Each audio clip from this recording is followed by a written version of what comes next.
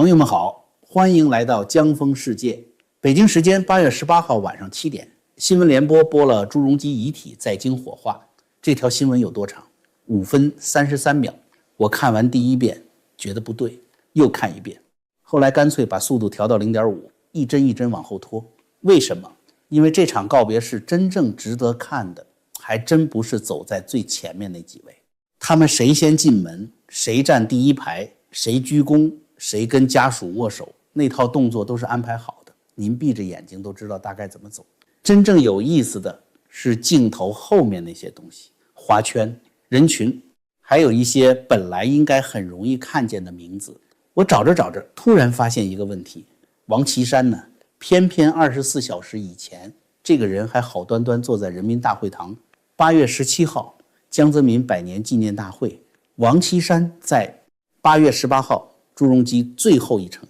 我们开始拿着遥控器找他，这就有意思了。因为前几天朱镕基刚去世的时候，我们节目就提醒过大家，等到了八宝山，王岐山是一个一定要盯住的名字。结果今天真到了八宝山，这个名字反而变得最难找。更巧的是，早在6天前，海外已经出现了一张关于朱镕基治丧安排的消息，当时讲得很细，谁送花圈，谁不去，谁想去，谁还往上请示。6天以后，新闻联播播完了，那张纸上有几样东西，居然真的从八宝山的镜头里一件一件冒了出来。所以今天咱们先不急着猜王岐山去哪儿，先把6天前那张帖子重新拿出来，因为这场戏不是从八宝山开始的。把时间倒回8月12号上午11点06分，朱镕基去世。消息正式公布之后，墙外很快出现了一条关于后事安排的说法。中共政治各种传闻太多了，你要每一条都当圣旨，早晚把自己绕晕。但是我一直有个习惯，别急着信，也别急着扔，先放抽屉里，等时间到了，官方材料出来，再拿出来一项一项看。8月12号这条消息当时就讲了几件很具体的事情。第一件，胡锦涛会送花圈，但是本人不会前往送行，理由说的是年纪大，身体吃不消。第二件，温家宝也会送花圈，可是后面跟了一句更有意思的，传闻说温家宝本人希望去八宝山送朱镕基最后一程，这就不是一个花圈的事情了。消息接着说，这件事需要往上请示，里面点了蔡奇的名字，也把塔尖上那位扯了进来，意思就是花圈可以送，但是老人本人能不能到现场，另外算一本账。8月18号新华社正式通稿怎么写？也是一句很短的话，胡锦涛送花圈表示哀悼，这一项对上了。有人说这算什么神预测？胡锦涛年纪这么大，本来就可能不去。对，所以单独看这一条没什么。真正让这张帖子开始有点味道的是第二个名字，温家宝。结果8月18号下午，光看新华社文字稿您看不出来，到了晚上7点，新闻联播画面一出，温家宝的花圈真的倒了，这一下事情就不一样了。那么各位自然会问，剩下那部分呢？传闻说温家宝本人原本想去，真的假的？如果真的想去，最后为什么没有在公开送别阵容里看见他？是他自己改变主意？是治丧规格本来就这么安排？还是真的像传闻说的，这种事退休老人自己做不了主，要经过另一套批准？不知道，我今天不替各位填这个空。咱们把8月17日和18日的北京摆在一起看，味道就出来了。8月17日上午，人民大会堂江泽民诞辰100周年座谈会，那天来的退休老人不少，温家宝、贾庆林、张德江、王岐山都在。昨天那期节目咱们已经讲过，这场会最热闹的不是台上讲了什么，而是台下那排老面孔，大家都在数谁来了，谁没来，谁坐得靠前，谁跟谁挨着。连摄像机从哪张脸上多停2秒都有人截图研究，原因很简单，中共政治有时候没有新闻发布会，人坐在哪儿本身就是新闻，只记住一个画面。8月17日王岐山还是以本人的方式出现在全国观众面前，24小时不到8月18日八宝山场景完全换了，红地毯没有了，白花、黑沙、一向、哀乐。新华社正式通稿，把现任最高层一个一个点名，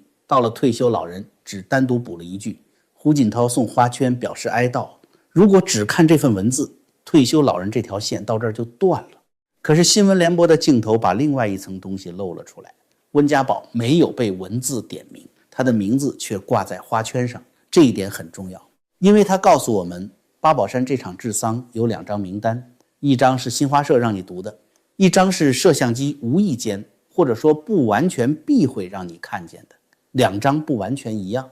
8月17日还在人民大会堂公开露面的温家宝，到了8月18日，从一个坐在会场里的人变成了花圈上的3个字。王岐山的情况又不同，所以这里千万别急着说王岐山被禁止参加了，或者王岐山连花圈都不准送。真正有意思的是另外一件事，同样只隔了1天，同样是一批退休最高层，他们在2场政治仪式里的存在方式突然变了。这种差别在普通人的葬礼上可能没什么，朋友来不了，送束花，打个电话也就是了。可到了中南海这个级别，每一种出现方式都有规矩，本人到不到是一层，花圈送不送是一层，名字写不写进新华社是一层，脸能不能进新闻联播又是一层。而这几层待遇不一定绑在一起，胡锦涛就是最好的例子，本人没去，名字却被新华社专门交代。温家宝刚好相反，本人没有得到公开露面，通稿也没点名，可花圈把名字露出来了。那王岐山呢？先别急，要回答这个问题，光盯着8月18日的镜头还不够，得先弄明白为什么朱镕基最后一程里王岐山这个名字本来就不应该是一个普通的退休常委名字。王岐山为什么值得单独拎出来？这件事之前的节目我们已经讲过，我今天不重新把金融史念一遍。但就在8月15号，也就是朱镕基去世3天后，清华经管学院自己发了一篇很长的悼念文章，标题叫《永远的老院长朱镕基与清华经管学院》，里面放了9张照片。这9张照片挺有意思，您从第1张一路翻下去，差不多能看见朱镕基40年政治生涯之外另外一条很少有人注意的生命线。1984年清华经管学院成立，朱镕基第1任院长。这个院长他一当17年，注意这17年跨过了什么？国家经委副主任、上海市长、上海市委书记、国务院副总理、政治局常委，最后做到总理，人已经进中南海了，院长的牌子还挂着。清华这篇悼文有一句话讲得很有意思，院长2字他看得很重，不是挂名，有照片是他参加教师会，有照片是他跟院领导、博士生合影。当时学院刚起来，课程、师资、国际渠道都不成熟，他去协调钱、建楼、搞师资，还往课堂里塞政府经济官员、外国学者和企业家。为什么？因为他要搞的不是一所只会写论文的经济学院，他要造一批懂市场规则，又能进中国政府和企业干活的人。1994年清华经管10周年，朱镕基跟学生照完相，本来都要走了，又转过头来留了一句话：你们每个人搞好一个企业，中国经济就有希望了。这话现在听起来有点恍如隔世，那是一个什么年代？一个中共副总理站在清华跟学生讲，国家的希望是你们把企业搞好，不是先成立党支部，不是先学政治表态，是把企业搞好。同一年他给经管学院题词，里面有一段，要掌握市场经济的一般规律，熟悉运行规则，要敢于借鉴世界上一切优秀经济管理学院的内容、方法和手段。您先把这几句话放脑子里，后面咱们还要回来说。2000年，朱镕基又干了一件事，推动成立清华经管学院顾问委员会。今天很多朋友听顾问委员会5个字，以为就是一群有钱人一年吃顿饭，不是。清华自己这篇悼文怎么定义？学院最重要的特色名片。这个委员会后来做过谁？全球顶级企业家、金融家、跨国公司掌门人，再加中国政府里管经济的人，每年一场，等于在清华园里搭了一张中国改革官僚和全球商业精英直接接触的桌子。朱镕基退休以后，大量政治活动不去了，这张桌子他一直留着。2007年回清华，2011年清华100年校庆，那年伟伦报告厅挤了500-600人。老朱那天讲了一句很像他自己的话：别的地方我不去，经管学院我一定要来的。还有一句，做人比做官做企业家更重要。2018年他90岁还去见顾问委员，那是他最后几次真正公开的活动之一。后来人不去了，信还在去。2019年、2020年写信，2021年新楼建好他又写信。2019年那封信最后有一句，今天再看特别扎眼：支持中国与世界的交流。朋友们，为什么我今天突然花这么多时间讲清华？不是要给朱镕基评先进，而是这篇8月15号刚刚发出的悼文，自己把一件事重新提醒了我们。清华经管不是朱镕基退休后的一个兴趣班，这是他政治生涯之外留下的一块非常实际的制度遗产。而6天前我们节目已经讲过，朱镕基后来是这个顾问委员会的创始名誉主席。等朱镕基年纪大了，后来接下名誉主席这个位置的人是谁？王岐山。再把另一条线放上去，1993年朱镕基副总理兼央行行长，王岐山就在央行做副行长。后来王岐山去建设银行，建行与摩根士丹利等合作搞出中金，王岐山做首任董事长。再后来朱镕基的儿子朱云来进中金，一路做到 CEO。 您说王岐山和朱镕基是不是政治师徒？但是公开履历摆在那儿，央行、建行、中金、清华经管一条线走了30年。所以6天前的节目里，江峰才说八宝山那一天王岐山怎么出现很重要，不是因为他只是又一个退休常委，而是朱镕基留下来那套金融改革、国际政商、清华经管的象征资产里，王岐山是今天还活着，而且位置非常特殊的一个人。也正因为这样，8月15日还冒出来另外一条传闻。苏小荷在他的节目里转述了一个他称自己收到的消息，说清华方面曾收到要求，朱镕基的校内纪念活动不要搞得太高调，甚至声称最高层直接过问。中南海方面还有人去现场掌握情况。先说清楚，这条没有公开文件证明，清华也没有公开承认。可有意思的是日期也是8月15日，这两件事如果同时存在，其实一点不矛盾。文章可以发，历史可以讲，照片可以看，可是几千学生聚到一起变成一个无法预测的现场，那是另外一回事。看着这些在政坛风云里浮沉的老人家，您会发现这体制里算计到最后，谁能熬过谁，拼的不只是权力手腕，更是谁的身子骨能扛得住岁月。咱们普通人不趟那趟政治浑水，但想要定定心心看着这台历史大戏唱下去，把自己的元气和体能顾好，才是最踏实的本钱。这里要跟各位老朋友推荐普瑞堂玄宝黑参，它是遵循韩国古法9蒸9爆泡制而成，温补不上火。平时切上一小片含在嘴里或者泡水喝，对于提振精神、补充日常体力、提升睡眠质量都很有帮助。很多观众朋友一直长期回购，想支持江峰的朋友，请点击影片下方说明栏的专属链接，结账时输入优惠码 JF， 立刻享受全球包邮，单笔订单满$500，再免费赠送一根珍贵的玄宝黑参，多买多送。把身子骨保养好了，咱们回过头来接着看八宝山这面花圈墙。现在把新闻联播重新打开，这一次不再找人，只看花圈。我把画面停在最清楚的一块，上面5个名字：李瑞环、温家宝、贾庆林、张德江、于正声。这5个名字有意思在哪儿？今年春节前后，新华社公开过一份中央领导看望老同志的名单，把已经去世的人去掉之后，这5个恰好就是连在一起的一段。那咱们先不说八宝山一定照这个规矩摆，只是姑且拿官方公开序列当一把尺往下量，接下来理论上会到栗战书、汪洋、李兰清、曾庆红、吴官正。新闻联播的画面里，栗战书、汪洋、李兰清能辨认出来，曾庆红和吴官正的位置因为角度不好确认。再往下一段呢，如果同样顺序继续走，李长春、罗干、贺国强、刘云山、王岐山，偏偏这一段央视没有给画面。当然您可以说剪辑漏掉一块太正常了，如果事情到这儿为止，我觉得都不能做太多文章。偏偏事情没到这儿为止，因为送别现任最高层那一段播完，摄像机没有关，后面还拍了很多人，大礼堂全景，一群人站在朱镕基遗体前，长廊里一对一对往里走，有人拿着白色告别单，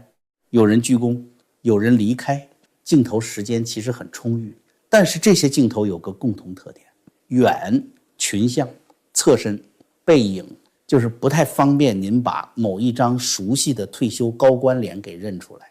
更妙的是，播音员就在这个时候念了一句：党和国家有关领导同志前往送别，或以各种方式表示哀悼。后面一句才把中央和国家机关有关部门负责同志、生前好友、家乡代表也装进来。所以单看最后这批画面，我们不能说里面肯定没有退休正国级，也不能说王岐山就在里面，不知道。但是有一件事可以确认，央视给了有关领导同志这个群体画面，